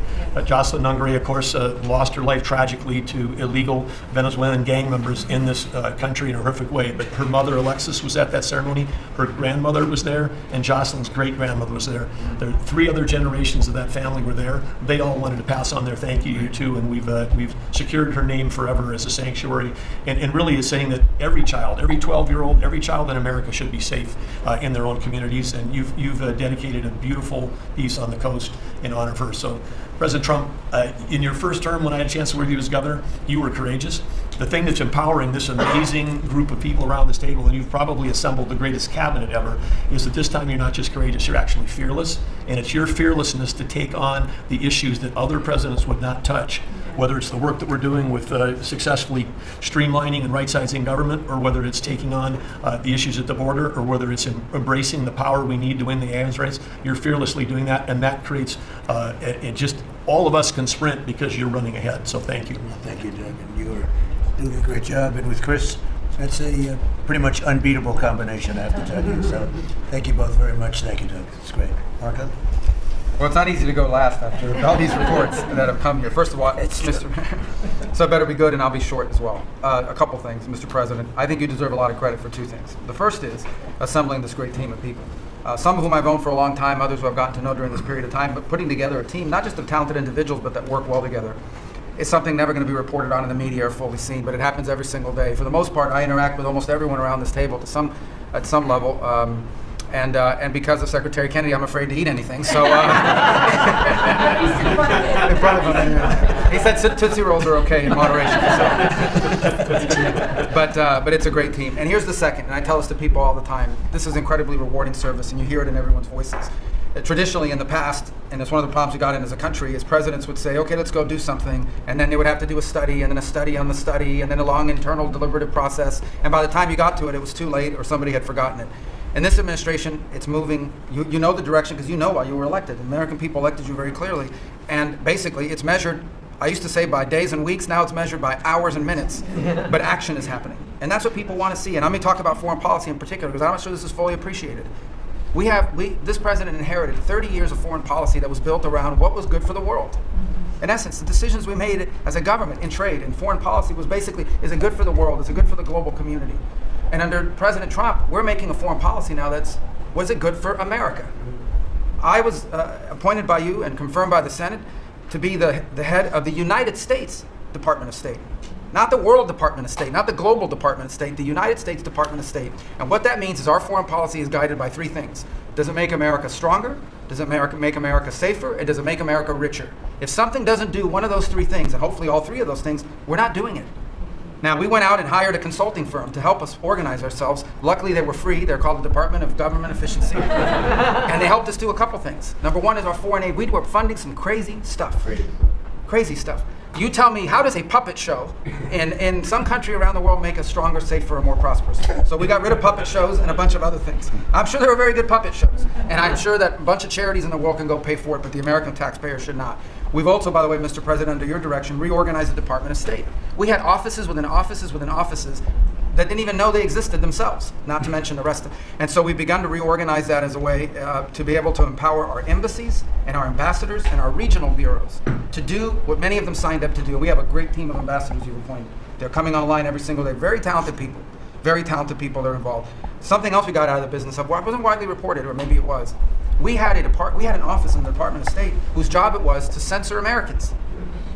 And by the way, I'm not going to say who it is. I'll leave it up to them. There's at least one person at this table today who had a dossier in that building of social media posts to identify them as purveyors of disinformation. We have these dossiers. We are going to be turning those over to these individuals. We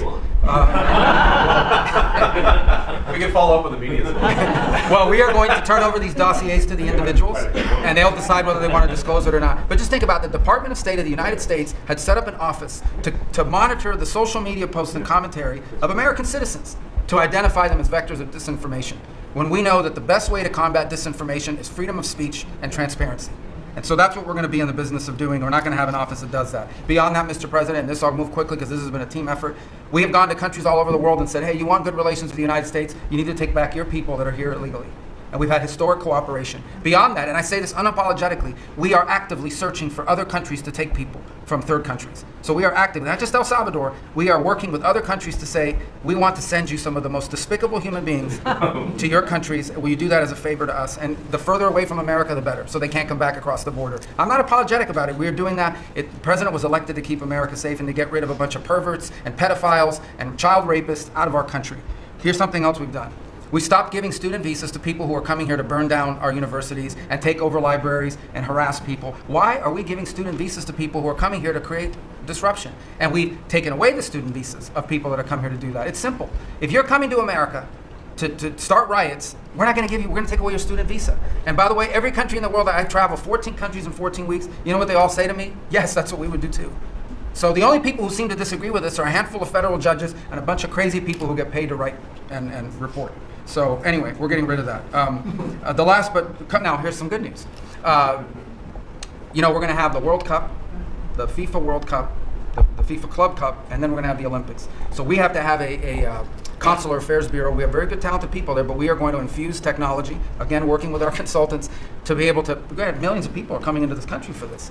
And, but we've done it to improve customer service. For some of us who served in Congress recognize that about a year and a half ago, we had a meltdown under Biden. You couldn't get a passport. You have people calling, I have a cruise on Friday, my passport expires. In the month of March, we processed 2.78 million Americans, their passports. That is the historic, it's the largest single month processing of passports ever, and we think it's a good way to build the momentum to be able to do the visas. Two last points I want to make. We have a great team that you've built. I want to especially acknowledge Steve Woodcock. This is a person that doesn't have to be doing what he's doing. He has a very good life in Miami, my hometown as well. He has worked incredibly hard, has done it without any agenda, and we need to acknowledge him. I want to acknowledge Mr. Boulos as well, who did something really great last week. They told us this war between the Democratic Republic of Congo and Rwanda is intractable. It can never happen. It will never happen. I sent Mr. Boulos, your envoy. A week later, I look on my schedule, the signing of a declaration of peace between the Democratic Republic of Congo and Rwanda. We signed it at the State Department last week. We hope it will lead now to a lasting, permanent peace that we hope to invite them back to Washington to sign. So two great, and we have a lot of good people working on our teams as well, but these are two great people. Mike Waltz alluded to this earlier, and this is the last point.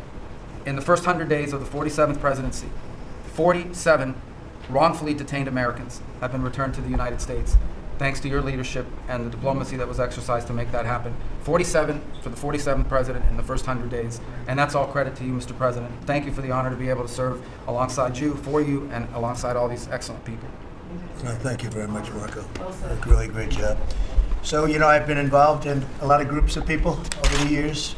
Good groups, bad groups, all types of groups. But I have been involved in some incredible groups, but I've never been more proud and impressed, frankly. Impressed is maybe even more important, but I've never been more proud or impressed than I am with this group. This is an amazing group of people. And I hope some of those television cameras were blazing and it was on so people could watch this because, frankly, no matter who you are, no matter where you come from, this is an impressive group of people.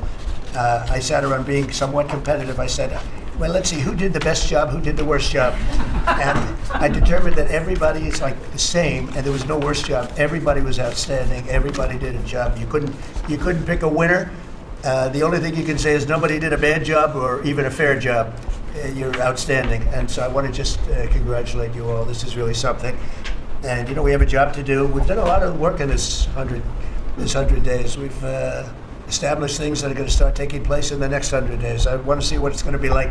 I think we're going to have to do this in 100 days, Susie, and we're going to see some very big results from the things that we've done. But I just want to thank everybody. This is really very impressive, and I hope the people at home got to see some of it. Nobody's ever done public cabinet meetings. They were quiet for a reason, because they weren't impressive, and especially in the last administration, they were not impressive. But I just want to say that we're very proud of you, and I am in particular. Thank you all very much.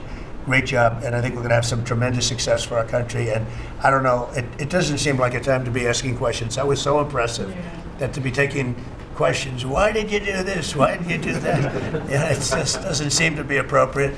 I guess we probably have to take a couple because that was the purpose. But if you'd like to ask some, I think they should be very respectful questions at this point. This was an amazing meeting, and so if you'd like to ask a couple, if you'd like to pinpoint them to some of the secretaries, etc., would be fine. Yes. Secretary Rubio, can I ask you a question?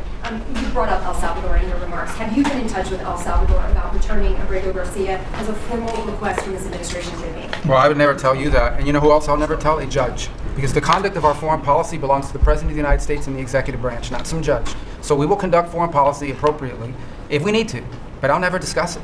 And no one will ever make us discuss it because that's how foreign policy works. Mr. President, yesterday you told ABC News, Mr. President, you told ABC News yesterday that you could get Abrego Garcia back if you wanted to. Do you think President Bukele would turn you down if you made that request? I really don't know. I know that he's been a great friend of our country.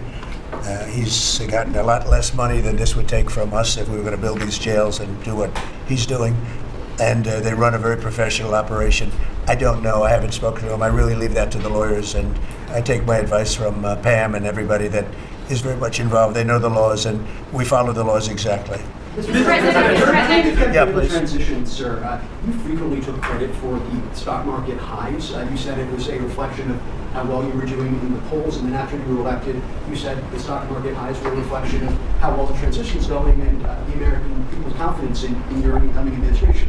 Now, the stock market's not doing so well, and you're saying that's the Biden stock market, yet you are the president. Can you explain that? Yeah, I'm not taking credit or discredit for the stock market. I'm just saying that we inherited a mess, both at the borders. You could look at every single one of the people here, and no matter who it is, they're doing better, and they are far superior to what took place for 4 years before us. When you look at prisoners being allowed to come into our country at will, just at will, people from mental institutions, gang members, drug dealers, when you look at that, what they've done to our country, and also having to do with finance, look at what happened with inflation. We had the worst inflation probably in the history of our country. They say 48 years, but I would say in the history of our country, it ate away at people.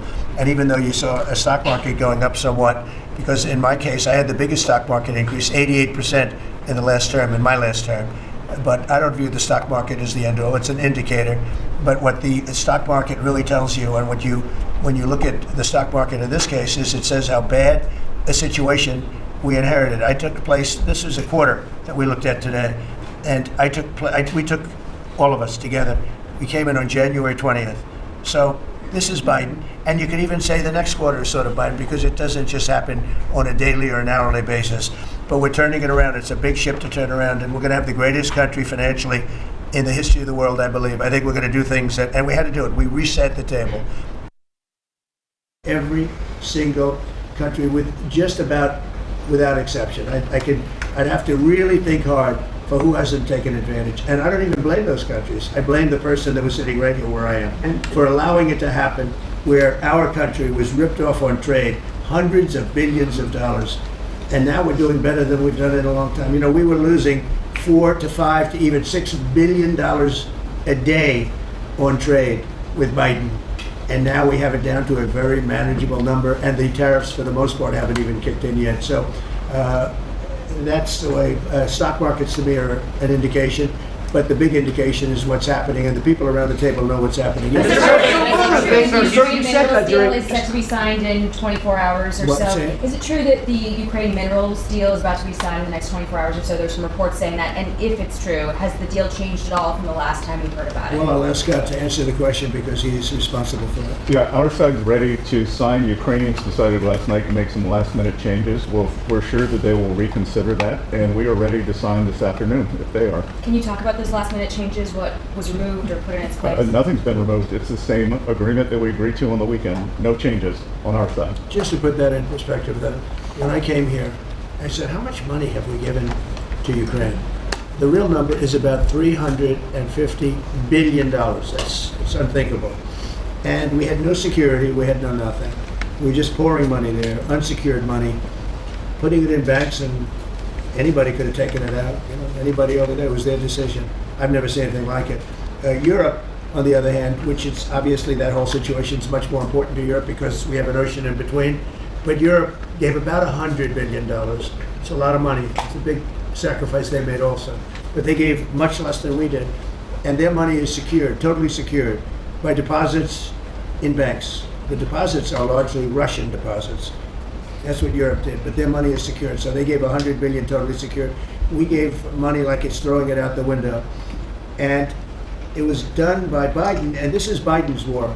This isn't Trump's war. I'm trying to get out. And more than the money, they're losing about 5,000 young Russian and Ukrainian soldiers a week, mostly. There's some people also being killed in towns where missiles should not have been shot, small cities and towns. But we are trying to save the lives of about 5,000 young, mostly soldiers, that are losing their lives a week. I see satellite photos, probably off one of his satellites, come to think of it. But I see satellite photos every week of fields with arms and heads and legs scattered all over. It's a violent, violent, horrible situation. And more important than the money, I want to save the lives of people from other countries that are dying so stupidly, so needlessly, and they're dying. But I said, what are we doing? How did we get into this war? It would have never happened if I were president. Everybody knows, and it didn't happen for 4 years. Wasn't even thought of. I discussed it with President Putin a lot. Ukraine was the apple of his eye, but there was no way he was going to do anything. Zero chance. And I said, we feel foolish. The Europeans are putting up money. It's totally secure. They get the money back. We're putting up much more money. We have absolutely nothing. And I didn't want to make a complicated deal. I didn't want to make a deal that couldn't be made because Ukraine doesn't have very much money. They're going through a very bad period of time. It's been brutal. But I felt very foolish being in charge. So I said, well, we want something for our efforts beyond what you would think would be acceptable. And we said rare earth. They're very good rare earth. As you know, we're looking for rare earth all the time. Rare earth is called rare for a reason. And they have a lot.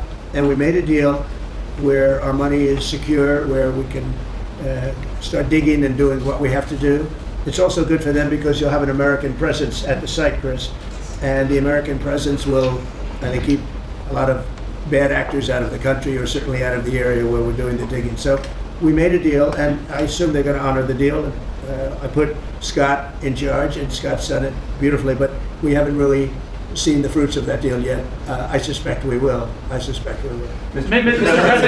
President, progress. You had set a 90-day deadline to an executive order for Secretary Hegseth and them to review whether to recommend to you whether to invoke the Insurrection Act to send troops to the southern border. Is that something you're still considering? Well, I'm talking to them, and it's not hard and fast, but I'm talking to them, and I will tell you that the border is the most secure it's ever been. We have never had anything like it. And when you said, Christy, before, it's 99.999, and I guess that means one person maybe, or two people. It's actually turned out to be 3 people came across the border versus hundreds of thousands of people under Biden. And we're talking about people coming. Look, people, they have souls, they have hearts. Many of them are good, but we have a country that's under siege. We have a country that really is under. I think it's under attack. In many ways, worse than under attack because there are no uniforms. You don't know who the attacker is, so you really don't. It's not like you're fighting an army. You're fighting people you don't even know who they are. But 11,888 murderers, many of them murdered far more than one person, are roaming. Now, some of them have already been caught. A lot of them have already been caught and taken out. But we're being impeded by judges from doing our job. And hopefully that situation is going to be solved because I think nobody wants to have murderers and people from jail, and I mean for serious crime. I remember the Biden people used to say, no, these are aliens that came into our country and they don't commit crime. I said, they don't commit crime, they commit worse crime. They make our criminals. Some of these people that they've allowed in through open border policies, the dumbest thing I've ever seen. You can look at some of these people and you say, this is not going to end well. But the people that they've allowed into our country are making our criminals look like the nicest people on earth. I will tell you, these are serious criminals. These are violent criminals. These are people that would kill you and wouldn't lose an ounce of sleep, and they wake up the next morning and they don't even remember it.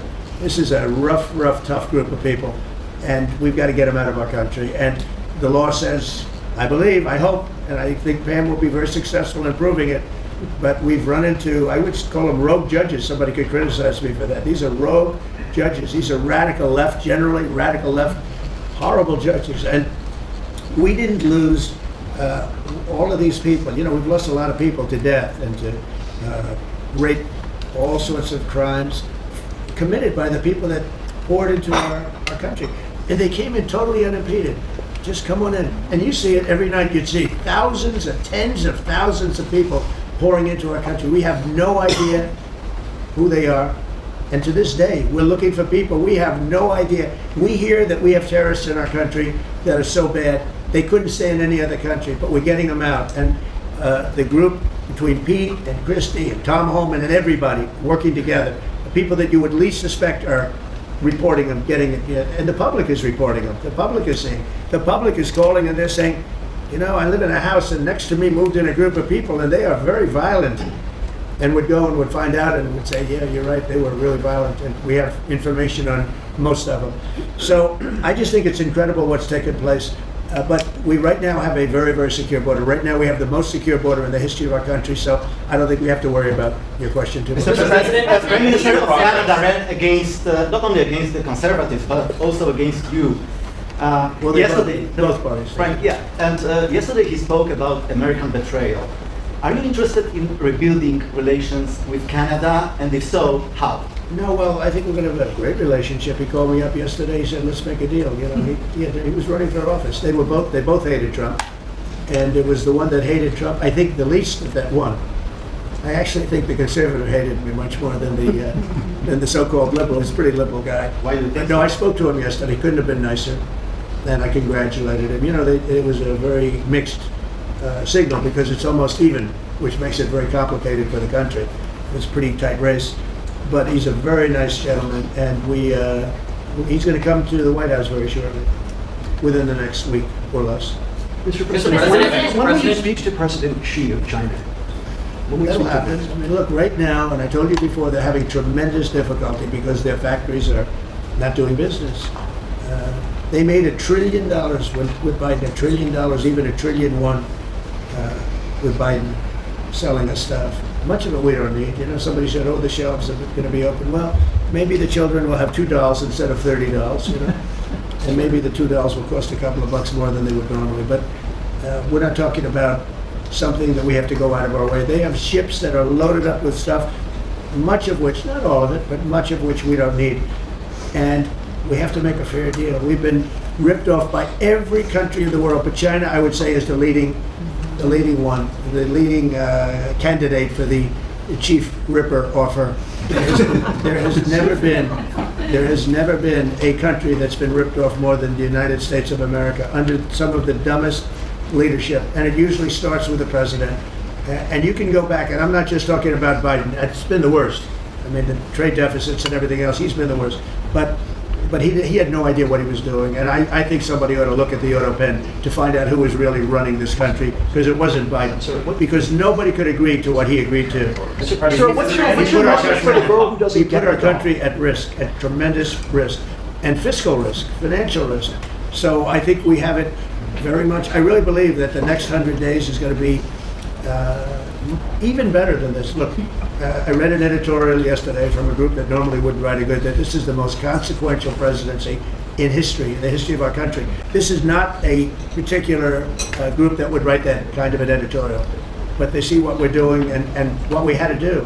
And I believe if this group, not just me, if this group wasn't here, I think our country was going to be in, if it was lucky, just serious trouble, but a lot worse than that. I think our country could have been a total disaster. Bad things were happening with our country, and we've stemmed the tide. We've turned it around, but we're going to really turn it around over the next 3 years, 3.5 years. We're going to turn it around, and then hopefully it'll be in such great shape. That's my goal, to put it in such great condition that it can't be destroyed. Do you believe you mentioned this last night in your speech in Colombo. We're facing an unprecedented situation where there's a lot of abuses of nationwide injunctions, sort of seemingly designed to curtail your power, specifically when it comes to deporting these illegal, violent aliens that came in under the previous administration. Have you spoken to your team about ways to mitigate this and continue to deliver for the American people? Well, there are ways to mitigate it, and there's some very strong ways. There's one way that's been used by 3 very highly respected presidents, but we hope we don't have to go that route. But there is one way that has been used very successfully by 3 presidents, all highly respected, and hopefully we don't have to go that way. But there are ways of mitigating that. I want to thank you all very much. I thought this was an incredible cabinet meeting. I think there's probably has never been a cabinet meeting like this. You've never seen it on tape, that I can tell you. And I want to just congratulate everybody at the table. But we have a lot of work to do, but we're off to a great start. Thank you very much, everybody. Do you enjoy, Mr. President, maybe in the White House back? Second time? Thank you. How's your life here? Thank you, everybody. I'm working hard. I like my life. I'm working hard, but I like it because we're doing a lot of good for a lot of people. Thank you very much. Thank you.